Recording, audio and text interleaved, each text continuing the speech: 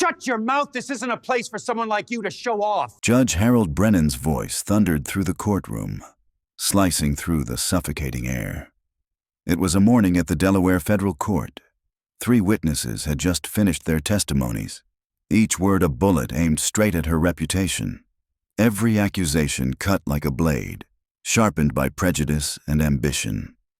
Amara Richardson, the first black female CEO of the corporation, sat upright amid the storm, her hand resting on a worn leather notebook. Her gaze didn't waver. It was calm, almost unnervingly so. A woman who had built an empire from nothing was now being forced into the role of villain before millions watching nationwide. But no one in that room knew that beneath that quiet composure lay a plan 6 months in the making. And in just a few minutes, those shouting "justice" would hear the sound of handcuffs, locking shut around their own wrists. 3 strikes of the gavel echoed. "Mrs. Richardson, the court has recorded your testimony."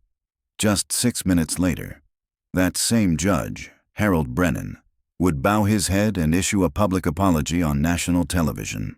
That morning, inside the Delaware Federal Court, the air was so heavy it felt as if every accusation weighed like steel. The financial fraud trial between the U.S. government and Richardson Industries had reached its boiling point. In the packed courtroom, cameras flashing and reporters scribbling, Amara Richardson sat alone at the defense table. Her navy blue blazer was perfectly pressed, her shoulders square, her gaze unwavering, even as the charges tore at her honor before the entire nation. 3 witnesses had taken the stand. Janet Mills, the former CFO, accused her of being immoral and unprofessional. Derek Thompson, the former vice president, claimed she was unfit to lead. And Sarah Chen, who called herself a whistleblower, painted her as a tyrant who threw files and screamed at staff. Each statement landed cold and precise, like sugar-coated bullets. Amara quietly took notes in her worn leather notebook. She didn't react. She didn't defend herself. But this was one of those rare moments that exposed how the stories of people of color, especially women, are buried beneath the polished veneer of corporate ethics. Have you ever watched a person be systematically destroyed, only to realize that the true criminals were the ones doing the destroying? From the bench, Judge Harold Brennan, 62, adjusted his glasses, his weathered face marked by decades of courtroom experience. But today, something felt different.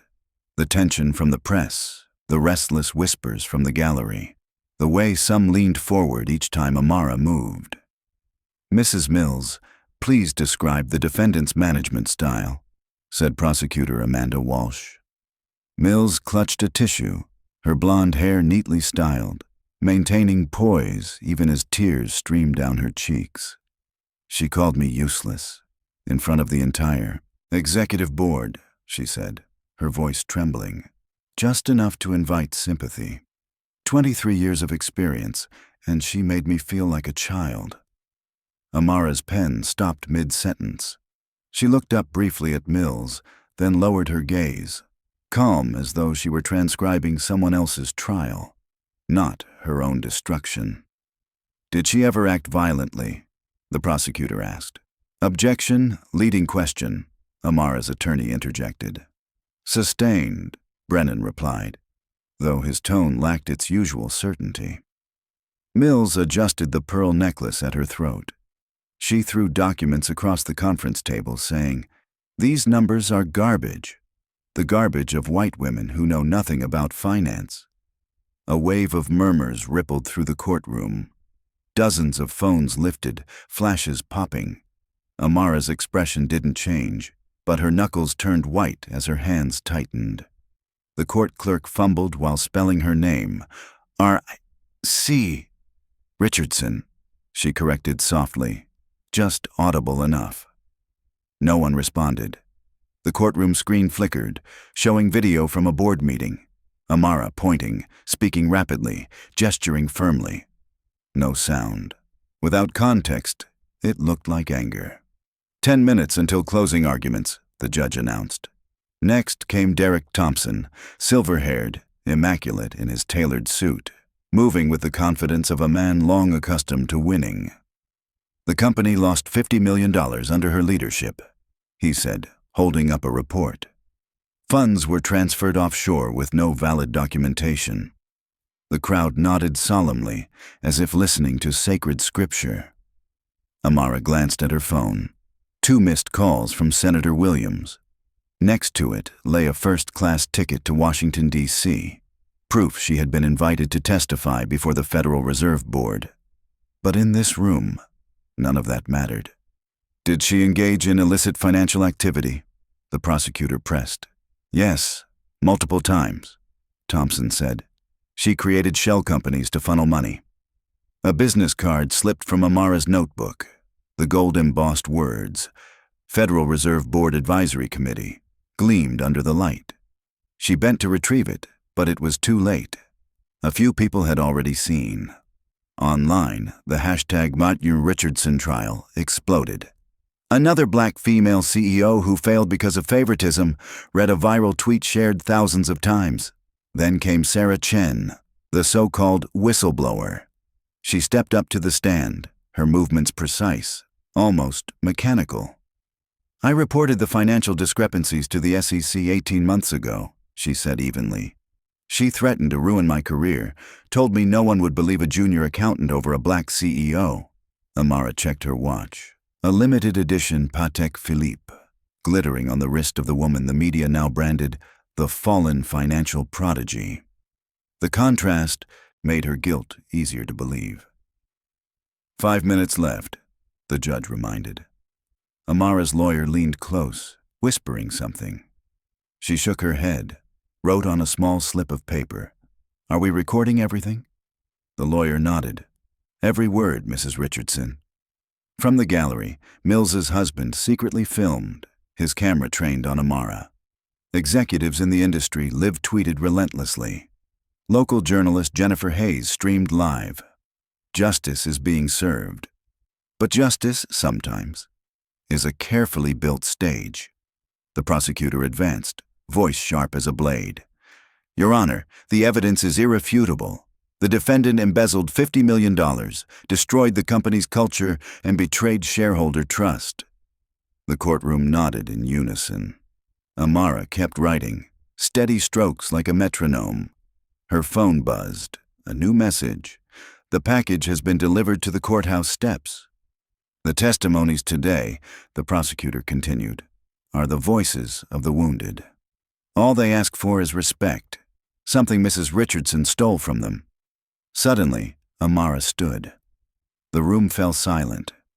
"Mrs. Richardson," Brennan barked. "Sit down. You'll have your turn."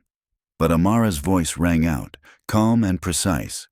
"Your Honor, with the court's permission, I would like to present a single piece of evidence."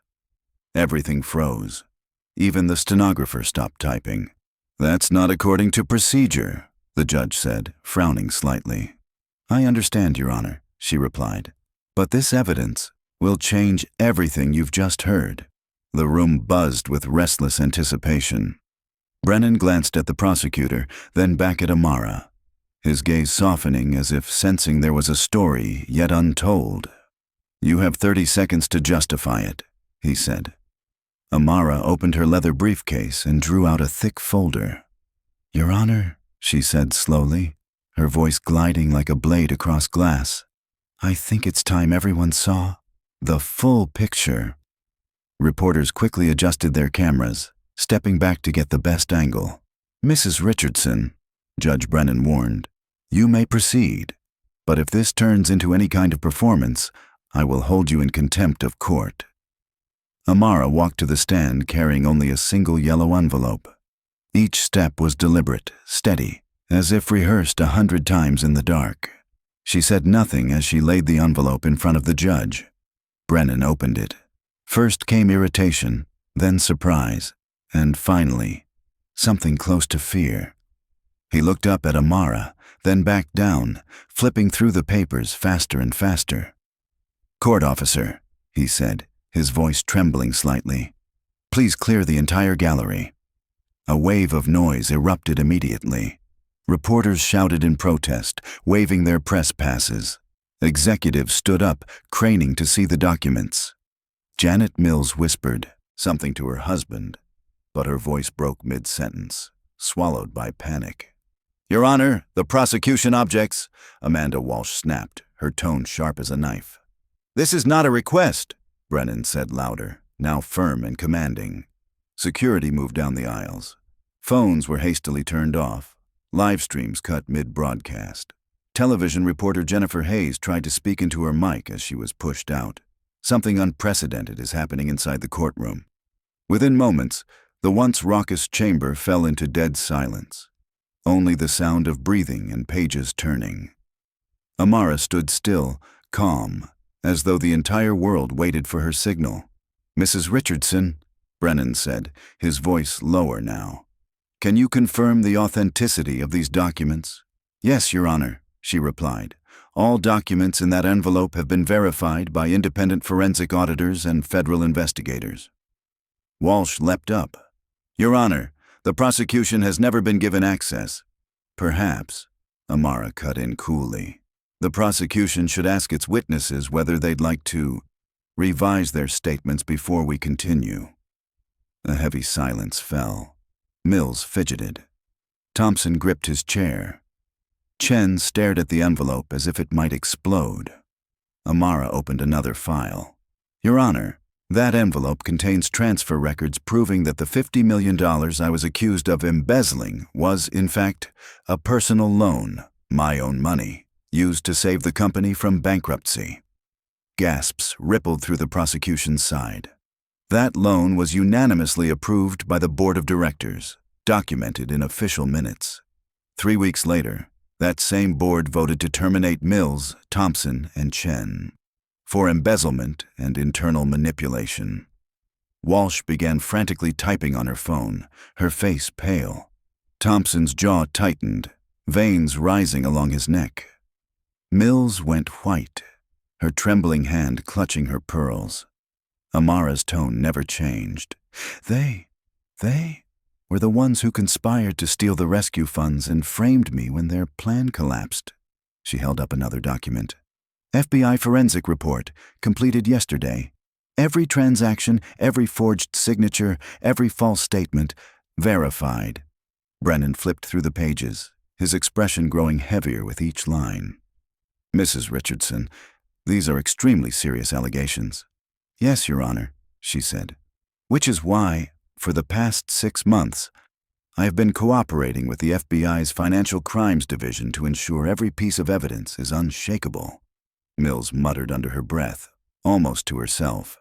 "This can't be. We calculated everything." Amara turned to her, her gaze slicing through the air. "Mills, you're sweating." "Thompson, your hands are shaking." "Chen, no live stream today?" Thompson shot up from his chair. "This is a setup." "She's staging—" "Mr. Thompson," Amara interrupted. "Your Porsche Cayenne was purchased with the company's R&D budget 3 days after you signed a fake contract with Millennium Consulting, a company that exists only on paper." She turned to Mills. "Janet, your daughter's tuition, 12 transfers, $8,000 each, came directly from the Employee Welfare Fund. Bank records don't lie." Mills broke down, this time for real. The tears were heavy, staining the string of pearls around her neck. Then Amara fixed her eyes on Chen. "Sarah, you received $200,000 from Blackstone Capital, the investment firm preparing to buy Richardson Industries for pennies on the dollar. You betrayed me for money." Chen's mouth opened, but no sound came out. Amara stepped to the center of the courtroom. The brilliance of their plan lay in its simplicity. Steal, fabricate evidence, fabricate testimony, then sell the company while I rotted in prison. She glanced down at her phone. A new message appeared. "Agents are in position." "Your Honor," she said, her voice low but firm. "There's one more thing the court should know before we proceed." The courtroom doors swung open. Men in black suits entered the courtroom, FBI badges gleaming under the lights. At their head was Special Agent Maria Santos, her voice ringing out like a final verdict. "Your Honor, Federal Bureau of Investigation, Financial Crimes Division. We are here with arrest warrants for Janet Mills, Derek Thompson, and Sarah Chen on charges of conspiracy to commit wire fraud, corporate embezzlement, and perjury before a federal court. The courtroom exploded in shock. Mills collapsed into her chair, sobbing. Thompson tried to bolt, but two agents blocked him instantly. Chen sat motionless, her face blank, wax-like. Walsh looked around, stunned. "Your Honor, the prosecution requests an immediate recess." "Perhaps," Agent Santos interrupted sharply. "You should first review the documents Mrs. Richardson just provided. This trial has been under federal supervision from the very beginning." Amara sat down. Her face was no longer tense, only composed, calm after the storm. "Your Honor," she said softly, "every statement made in this courtroom has been recorded, transcribed, and stored. The defendants have effectively signed their own confessions." Brennan lowered his gavel gently. "Mrs. Richardson, are you telling me you orchestrated all of this?" She smiled faintly. "No, Your Honor. I simply let them build the trap they thought was meant for me. They chose to lie. They chose to continue the conspiracy inside a federal courtroom, and I chose to let justice work on its own." A chair toppled with a crash. Thompson lunged again, but agents pinned him down. "Mr. Derek Thompson," an agent announced, "you are under arrest for federal conspiracy and interstate transport of stolen assets." Mills lifted her tear-streaked face. "Amara, please. We just thought you weren't strong enough to fight back." Amara looked at her, not angry now, only deeply sad. "No, Janet, you didn't think I was weak. You were afraid I was strong, and you were right." Her face remained unchanged. "No, Janet," she repeated softly, her voice echoing to the farthest corner of the courtroom. "You didn't think I was weak. You thought I was black and a woman, therefore easy to manipulate, easy to destroy. And that was your fatal mistake." The metallic click of handcuffs broke the air like a blade through steel. Agent Maria Santos stepped into the center of the courtroom, carrying the composure of someone who had seen every form of corporate deceit and could smell its rot from miles away. "Your Honor," she said clearly, her tone authoritative, "with your permission, I'd like to outline the federal investigation that led to today's proceedings." Judge Brennan nodded faintly, still dazed by the storm that had just ripped through his courtroom. "Proceed, Agent Santos." She opened a thick file.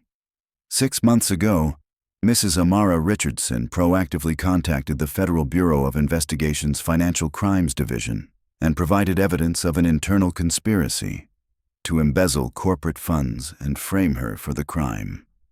No one breathed, only the sound of pages turning and the quiet scratching of history being rewritten.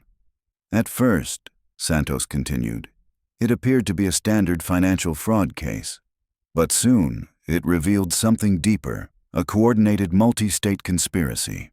Amara sat still, fingers interlaced, a serenity radiating from her, the kind that only truth, long silenced, can give. The woman who had been crushed moments ago now exuded silent power, the power of vindication.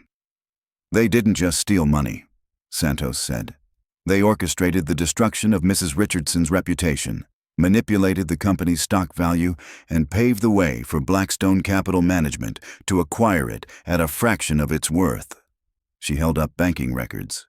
Janet Mills received 12 wire transfers totaling $96,000 from a Cayman Islands account controlled by Blackstone. Derek Thompson received $200,000 in exchange for signing fraudulent supplier contracts. Sarah Chen received $50,000 for filing a complaint with the SEC, and another $100,000 for her testimony in this courtroom today. Mills had stopped crying. Her face was now the pale mask of defeat. Thompson stared at the cuffs around his wrists as if they belonged to someone else. Chen sat frozen, her eyes hollow, stripped of calculation. "Their plan was meticulous," Santos continued. "Falsify the books to show company losses. Create fake offshore transfers, recruit insider witnesses to portray Mrs. Richardson as aggressive and incompetent, and then let the justice system do the rest. Prosecutor Walsh shifted uneasily. Agent Santos, are you implying the prosecution? No, Mrs. Walsh. Santos cut her off, her tone measured but firm. The prosecution followed procedure. In fact, their integrity is what made the scheme effective. These conspirators relied on the honesty of others and turned it into their weapon. Amara spoke for the first time since the arrests began. Agent Santos, she said softly, her voice barely more than a breath, would you please tell the court how Richardson Industries actually performed during the period I was accused of wrongdoing? Santos opened her folder. In the past fiscal year, the company generated $2.3 billion in revenue.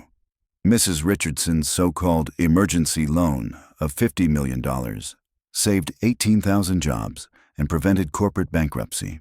Stock value rose 41% in the same period. She turned toward the defendants. The funds Mrs. Mills described as embezzled are still in a Wells Fargo escrow account, intact, accruing interest, fully documented. The overseas transfers were part of an approved European expansion fund, audited by PricewaterhouseCoopers. Thompson choked out, How did you even know? We were careful. Everything was clean. Amara answered, barely above a whisper. I've been CEO of this company for 8 years, Derek. I know every data line, every system, every vendor. When the money started disappearing, I didn't get angry. I started investigating. She opened her leather case again. This time, not just a plane ticket or business card, but a professional recording device. This conversation is being recorded. And for 6 months, every meeting, every message, every attempt to alter data has been stored, transcribed, and analyzed by forensic specialists. Mills looked up in horror. Even the internal meetings? All of them, Janet. Connecticut is a one-party consent state. I just had to listen to you confess. Agent Santos raised another report. We also uncovered an attempted breach of Mrs. Richardson's personal email. The trace led back to Mr. Thompson's home network. Finally, Sarah Chen spoke, her voice hollow, mechanical. When did you know? Amara thought for a moment. I began to suspect after the first quarter. I confirmed it was you 6 weeks later, and I obtained admissible evidence 2 months before trial. Then why didn't you reveal it sooner? Chen asked desperately. Because I needed you to confess in court. I needed the entire conspiracy on record, under oath, and I needed to prove that what you did wasn't just financial crime, but the deliberate destruction of a black woman in power. Agent Santos nodded. Thanks to Mrs. Richardson's cooperation, we were able to file charges under the RICO Act, the federal law targeting organized criminal enterprises. This wasn't mere financial fraud. It was an interstate criminal network. Judge Brennan sat in silence, the lines on his face now etched deep with regret. Mrs. Richardson, he said slowly, I owe you an apology. The way this court treated you today, Amara interrupted gently, without bitterness. Your Honor, you ruled based on the evidence presented. The fault was never yours. But her eyes, knowing, calm, reflected every doubtful glance, every interruption, every time her name had been mispronounced. Agent Santos continued. Their plan had 3 stages. 1, embezzle and forge evidence. 2, file a complaint with the SEC to bring in federal prosecutors. 3, perjure themselves in court, completing the destruction of Mrs. Richardson's reputation. She paused, locking eyes with Mills, Thompson, and Chen. But what they didn't anticipate was the strategic patience of their victim. Amara rose, straightening the navy blazer that had become a symbol of her endurance. Your Honor, may I speak? Go ahead, Brennan said. These 3, Amara began, her voice low, each word landing like stone, didn't just steal money. They weaponized the justice system itself to execute a black woman's character. They knew bias would do the rest, that someone like me would be presumed guilty before I even spoke. She looked at each of them in turn. And they were right about that, she said quietly. But they were wrong about me. Mills lifted her head, mascara streaking down her cheeks. Amara, we never meant for it to go this far. Janet, Amara replied evenly. You filed a federal complaint against me. You swore under oath that I was incompetent and abusive. You built a scheme that could have put me in prison for 20 years. So tell me, how far wasn't too far for you? Thompson spoke one final time, his voice breaking. You have to understand, the company was in crisis. We thought, if we replaced leadership. Amara looked at him, her eyes proud, her tone calm but cutting. Replace leadership by murdering someone's dignity. She took a step forward, her voice still soft but echoing like thunder in every heart present. No, Derek, you didn't want to save the company. You just couldn't stand that a black woman was running it better than you ever could. Derek, the company was never in crisis. You made it look that way, by siphoning operational funds and falsifying loss reports. The only leadership problem Richardson Industries ever had was employees stealing from it. The sound of handcuffs closing marked the end. Agent Maria Santos glanced at her watch. Your Honor, we need to escort the defendants for booking and preliminary charging. A federal magistrate is waiting. Of course, Brennan said, then turned to Amara. Mrs. Richardson, all charges against you are permanently dismissed. The court offers its sincerest apology for what you've endured. Thank you, Your Honor. As agents led Mills, Thompson, and Chen toward the door, Mills looked back, her voice hoarse. How are you this calm? Don't you ever break? Amara thought carefully before replying. Because I know the truth always rises. And because anger only serves the stereotype you wanted to box me into. The courtroom doors closed behind them. For the first time in hours, Amara's lips curved into a faint smile. Agent Santos, what happens next? The federal grand jury will indict. RICO carries up to 20 years, and each count of wire fraud up to 20 more. The IRS is also investigating tax evasion. Potential penalties are severe. Amara nodded. And the company. Your $50 million emergency loan saved 18,000 jobs and prevented a cascading collapse. The board has complete records, and the stock will recover once accurate information is made public. Prosecutor Walsh approached hesitantly. Mrs. Richardson, on behalf of the prosecution, I want to apologize. We were misled by falsified evidence. You acted according to what you were given, Amara replied simply. The blame lies with those who deceived, not those who acted in good faith. Amara's phone buzzed nonstop. 17 missed calls from Senator Williams, the Treasury Secretary, 3 board members, and a swarm of reporters. As Santos finalized the paperwork, she added quietly, There's one more thing, ma'am. This case is bigger than your company. Amara looked up. How big? Blackstone Capital Management has been targeting minority-owned enterprises for hostile takeovers. Richardson Industries is the 5th company where we've found evidence of insider manipulation to crash share value. We've been building a federal RICO case for 18 months. Your evidence completes it. Blackstone Capital Management is a major alternative investment firm based in New York, commonly referred to as Blackstone Inc. Amara went still. How many CEOs went through what I just did? 3. 2 were convicted on fabricated evidence before we saw the pattern. 1 took his own life before trial. The room seemed to shrink.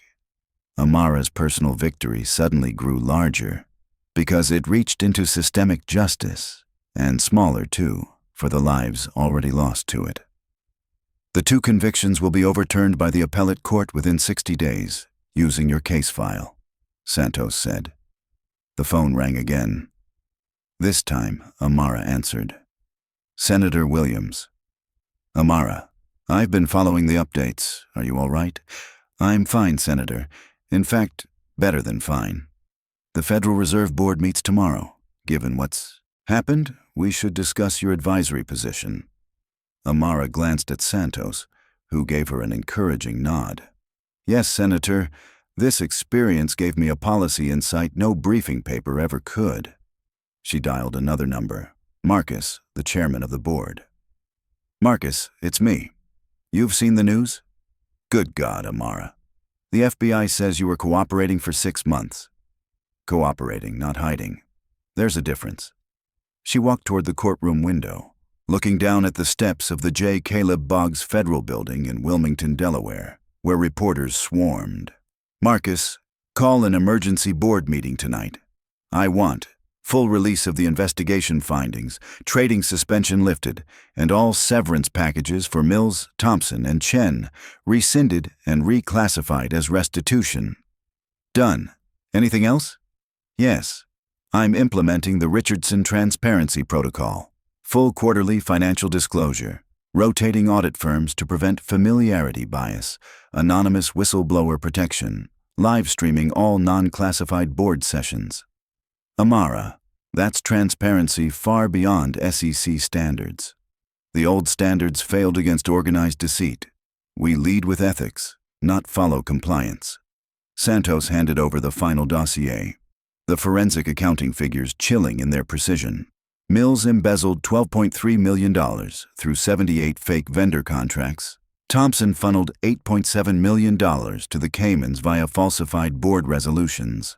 Chen received $350,000 to falsify audit reports and submit the SEC complaint. Agent Santos, Amara said, when this goes to trial, I want to testify. It won't be necessary. The file's airtight. Santos replied, it is necessary. Other minority leaders need to see that lawful resistance can win. The phone rang again. Head of Communications. Amara, Bloomberg, Forbes, Wall Street Journal all want interviews. How should we respond? Schedule them, but I control the narrative. This isn't about personal vindication. It's about corporate responsibility and systemic reform. Amara gathered her things. The old leather portfolio, once a vessel of secrets, now felt like a weapon that had fulfilled its purpose. Walsh approached one last time.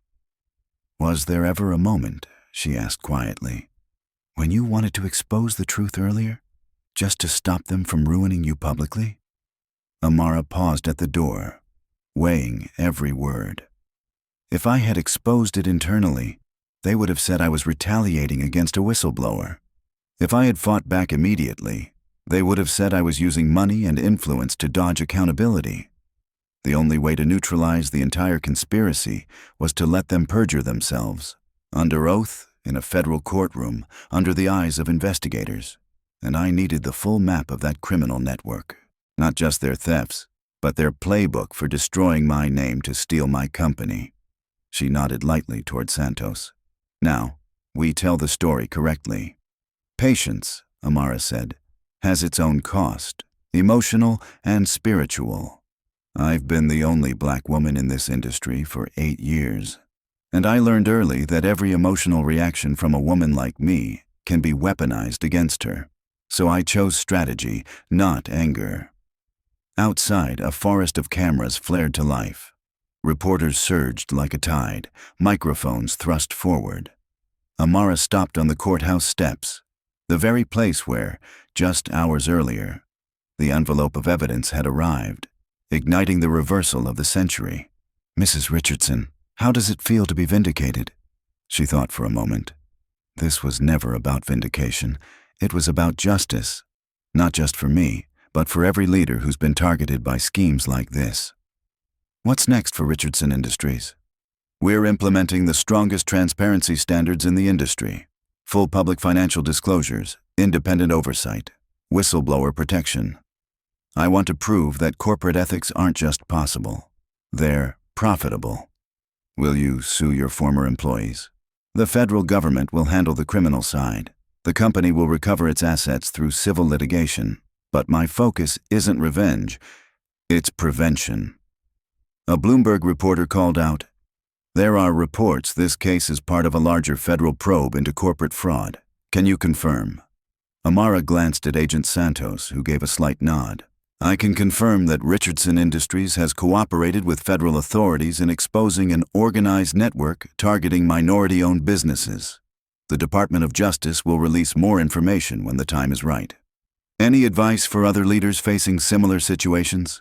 Document everything. Trust the legal system, but verify it yourself. And remember, patience and preparation will always defeat anger and impulse. She took a few steps, then turned back. Oh, one more thing. This case proves that personal integrity can defeat collective conspiracy, but we should never have to prove it again. Oversight systems, industry standards, and the law itself must evolve to prevent such cases. The driver opened the door. Amara slid into the back seat, her phone lighting up with 43 new messages. A board meeting in 3 hours, a Federal Reserve session tomorrow morning, a congressional hearing invitation next week. Rebuilding had just begun. But for the first time in half a year, she smiled, not from satisfaction, but from anticipation.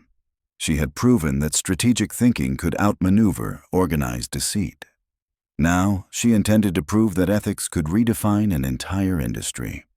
The car pulled away from the courthouse steps, where justice had just been rewritten. 2 months later, Richardson Industries stock hit an all-time high, $847 per share. The Richardson Transparency Protocol became the new gold standard in corporate governance. But the real change wasn't in the numbers. It was in the people. Janet Mills pled guilty to 12 counts of fraud and conspiracy. Judge Patricia Morrison sentenced her to 5 years in federal prison and full restitution of $12.3 million. 3 days later, her husband filed for divorce. Her daughter transferred from private school to public. Derek Thompson tried to flee the U.S. via JFK Airport, but was caught before boarding a flight to Switzerland. His Zurich account holding $8.7 million was frozen. He was sentenced to 8 years in federal prison and extradited to Switzerland to face international fraud charges. Sarah Chen accepted a cooperation deal, testifying against senior executives of Blackstone Capital Management in exchange for a 2-year sentence and a lifetime ban from the financial sector. Her detailed testimony exposed a multi-state scheme manipulating minority-owned company stocks across 5 states. Judge Harold Brennan came under review by the Federal Ethics Committee for judicial bias. He chose early retirement, avoiding public disciplinary action. Richardson Industries continued its deep corporate reform. All board meetings were live-streamed for shareholders. Audits rotated among 4 independent firms. The anonymous whistleblower app received 127 reports in its first month, uncovering 3 additional internal fraud schemes. The Richardson Corporate Accountability Act passed the U.S. Congress with bipartisan support. The law included mandatory anti-bias training for federal judges, harsher penalties for fraud motivated by racial discrimination, and the creation of the Office of Organized Corporate Crime Investigation within the SEC. Harvard, Wharton, and Stanford added the Richardson Method to their MBA curricula, a case study in strategic patience under crisis.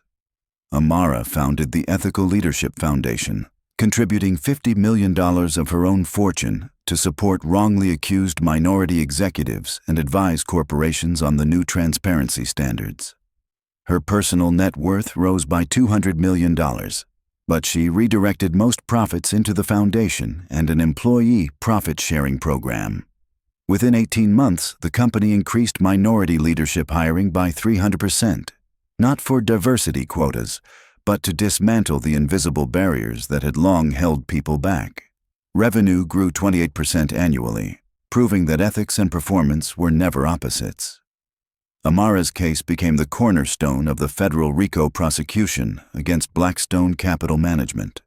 11 executives were indicted, corporate assets were frozen, and the entire hostile takeover network collapsed. 3 minority CEOs who had been wrongfully convicted were exonerated and restored to honor. Marcus Williams, imprisoned 18 months, compensated and reinstated as CEO. Patricia Chen, who had attempted suicide before her trial, survived and was cleared of all charges. David Rodriguez, who lost his company to a hostile takeover, regained ownership through a federal court ruling. Amara Richardson became a mentor to all three. Together, they founded the Minority Leadership Alliance, aimed at preventing future corporate conspiracies. Her name spread across the world's front pages. Time magazine listed her among the 100 most influential people on the planet. Forbes featured her on the cover under the headline, "The Woman Who Changed the Face of American Business." Harvard Business Review published her essay, "Strategic Patience: When Emotional Intelligence Defeats Corporate Crime." Before the U.S. Congress, Amara testified on systemic bias in business and the justice system. Her reform proposals were adopted by both the Department of the Treasury and the Securities and Exchange Commission, forming the backbone of a new federal oversight framework. In just 18 months, Richardson Industries created 4,000 new jobs, drawing partnerships from corporations eager to emulate the Richardson Transparency model. The Federal Reserve Board officially integrated her policy recommendations into national financial oversight, enhancing protection for minority-owned companies against hostile acquisition schemes. Yet Amara's greatest achievement wasn't in stock prices or new legislation. It lived in the late-night phone calls from exhausted Black and minority executives seeking advice, strategy, or simply hope. She listened, she guided, and she offered what she herself had once lacked: a roadmap to outthink corruption with intellect. Amara Richardson hadn't just won her case. She had rewritten the rules forever. Howard University. 1 year later, the auditorium overflowed with 500 business students, every overflow room streaming her lecture live. Amara stepped onto the stage, calm, steady, composed. "The question," she began, "is not whether you'll face bias in corporate America. It's whether you'll be ready when that bias turns into a criminal conspiracy."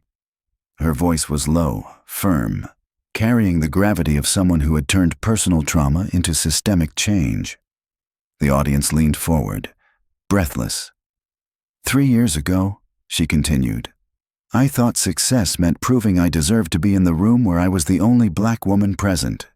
Now I know. Real success means changing that room, so I'm no longer the only one." She clicked the slide. On the screen appeared the image of Mills, Thompson, and Chen, handcuffed. "They didn't just steal money," she said slowly. "They weaponized the justice system itself because they believed that a Black CEO must be guilty. They were right about the existence of bias, but they were entirely wrong about my response." She paused, scanning the sea of young, diverse faces before her. "I chose strategy over outrage. Record, don't react. Use the law, not the headlines. And most importantly, change the system instead of merely surviving inside it." Today, the Richardson Transparency Protocol has been adopted by 47 major corporations across 12 industries. Her Ethical Leadership Foundation has defended 18 minority executives with a 100% success rate in overturning false allegations. Richardson Industries now employs 23,000 people in 4 countries, earning $3.2 billion annually. But the numbers Amara values most are these: 0 internal harassment reports, 94% employee satisfaction, and the highest minority leadership retention rate in the industry. "The stories you've heard today," Amara told the students, "are not just the victory of one person.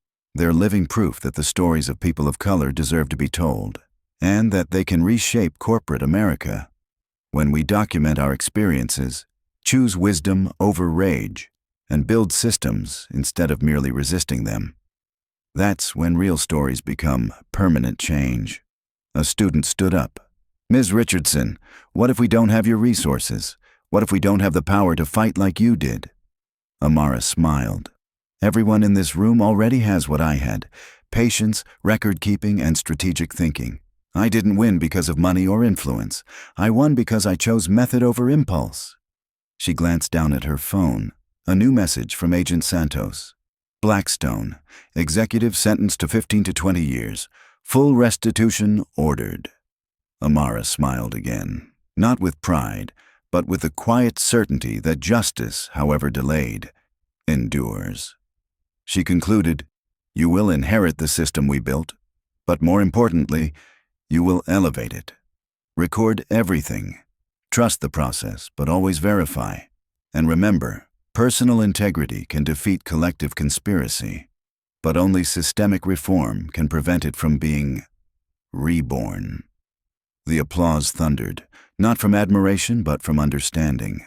Understanding that justice doesn't happen by itself. It is built by those brave enough not to stay silent. The screen faded to black with the words, "Amara Richardson didn't just win a case. She changed the rules." And that is the line between revenge and revolution. In a world where prejudice once wrote the unspoken rules, one woman turned the courtroom that condemned her into the birthplace of a national reform. The story of Amara Richardson proves that justice doesn't come from outrage. It comes from preparation. Share this story if you believe intelligence and integrity still have the power to change the world. Comment below and tell us, have you ever witnessed injustice? In your workplace, your community, or within the very system you trusted? Your story might be the light someone else needs. And don't forget to like, share, and subscribe for more true stories that remind us justice isn't a dream. It just needs good people to stop being silent.